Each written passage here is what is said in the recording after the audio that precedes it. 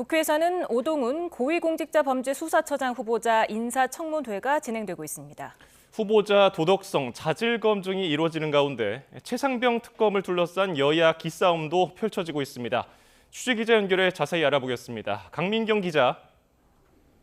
네, 국회에 나와 있습니다. 네, 오늘 오동훈 공수처장 후보자 인사청문회가 열리고 있는데요. 현재 분위기 어떻습니까?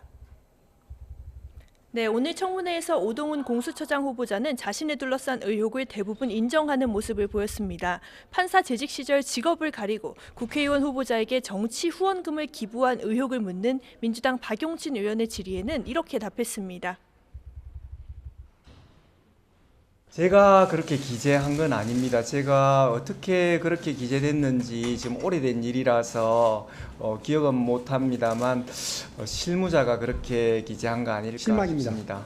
아니 왜 그 자리에다가 자기 직업을 속이고 자영업자라고 써요. 저는 그것도 실망스럽습니다.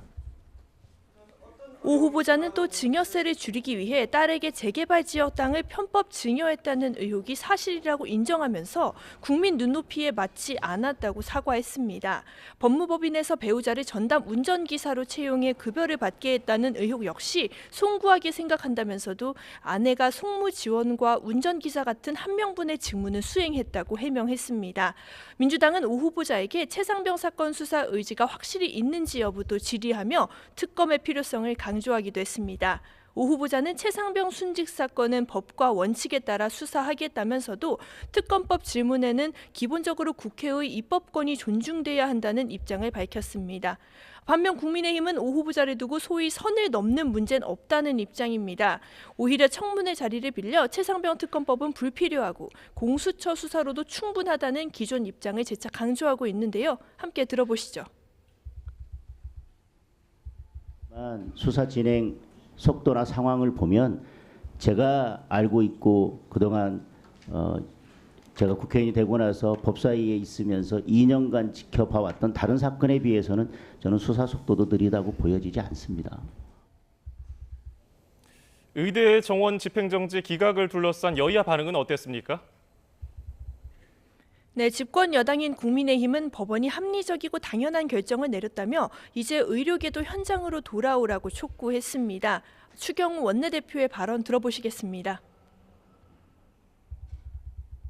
사법부의 판단이 모든 문제를 해결할 수 있는 것은 아니지만 더 이상 국민들께서 혼란을 느끼시지 않도록 정부와 긴밀한 협조 체제를 이어가겠습니다. 민주당 역시 원칙적으로는 의대 증원이 필요하다는 입장이지만 정부가 이 사태를 수습하지 못한다는 부분에 초점을 맞췄습니다. 직접 들어보시겠습니다. 사법부 판결에 의료계가 반발하면서 의정 갈등이 또다시 원점으로 돌아갔습니다. 의료 현장의 혼란 그리고 국민 불안을 불식시키고 결론 없는 무능한 정책도 국정부 이제는 끝내야 됩니다. 야당은 특히 의정 갈등 과정에서 필수 의료 논의와 국민의 건강권은 철저히 무시되고 있다며 여야정과 의료계의 사자협의체를 하루빨리 가동해 문제를 해결하자고 촉구했습니다. 네, 각 당 상황도 짚어보겠습니다. 먼저 민주당은 22대 전반기 국회의장 후보로 우원식 의원이 선출된 데 대해서 여진이 이어지는 분위기죠.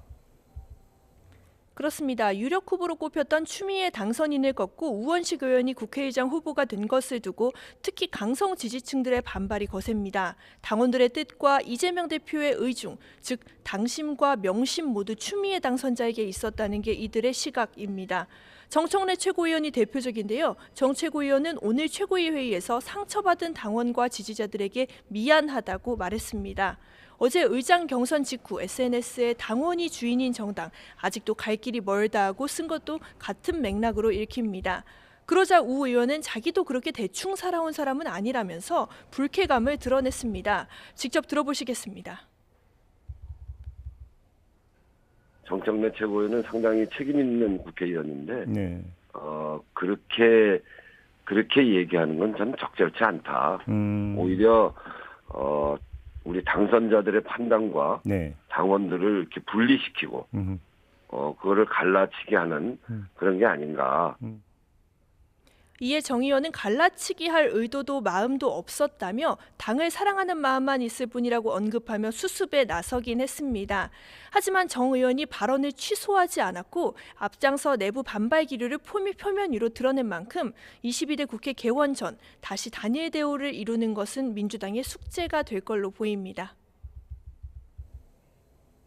예, 이번에는 국민의힘 상황 짚어봅니다. 어제 국민의힘 수도권 초선 당선인들과 윤석열 대통령의 만찬이 있었는데 분위기는 어땠습니까? YTN이 접촉한 참석자들은 대체로 화기애애한 분위기였다고 평가했습니다.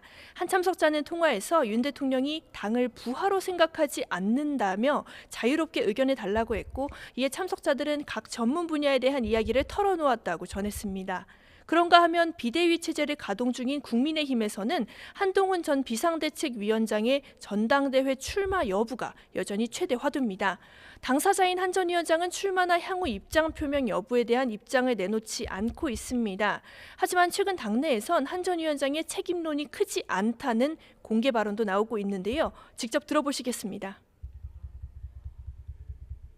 한동훈 위원장이 당을 이끈 건 고작 100일밖에 되지 않습니다.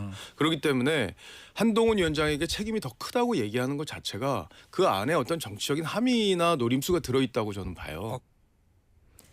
정영환 전 공관위원장도 오늘 총선 백서 특위에 참석해서 한 전 위원장이 책임이 있으면 나도 100% 책임이 있는 거고 또 윤석열 대통령까지 책임이 있다면서 한 전 위원장에 힘을 실었습니다.